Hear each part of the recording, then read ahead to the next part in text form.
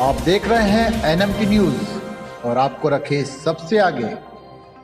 मराठा आरक्षण की मांग कर रहे कार्यकर्ता मनोज जरांगे ने कहा है कि महाराष्ट्र के उप मुख्यमंत्री अजित पवार को मराठों को कोटा देने में देरी पर राज्य सरकार से सवाल करना चाहिए था। उनका दावा है कि पवार आरक्षण के मुद्दे के खिलाफ बोलते रहे हैं। जरांगे राज्य की राजधानी मुंबई तक अपने मार्च के तीसरे दिन अहमदनगर जिले के एक गांव में पत्रकारों से बात कर रहे थे।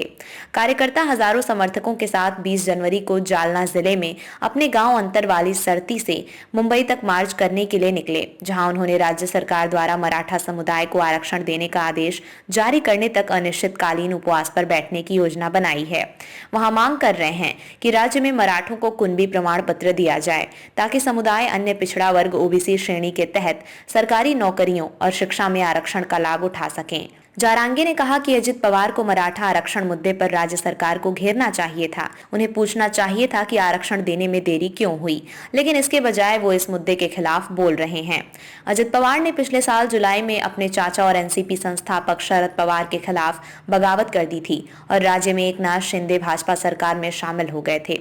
जरांगे ने कहा कि अगर राज्य सरकार ने उनकी रैलियों के खिलाफ बल प्रयोग करने की कोशिश की तो इसके गंभीर परिणाम होंगे। मार्च करना लोकतंत्र के दायरे में। कार्यकर्ता ने कहा कि इस आंदोलन को अब और कम नहीं किया जा सकता है। अपनी मांगों के लिए रैलियां आयोजित करना और मार्च करना लोकतंत्र के दायरे में आता है। मैंने मुंबई में धरना प्रदर्शन की अनुमति भी मांगी है। जरांगे ने यह भी कहा कि वो राज्य सरकार के प्रतिनिधियों के साथ बातचीत और चर्चा करने के लिए तैयार हैं। उन्होंने कहा कि हालांकि सरकार को मराठा समुदाय के मुद्दों को समझना चाहिए, क्योंकि अब लोगों को भी इसकी ज्यादा जानकारी हो गई है।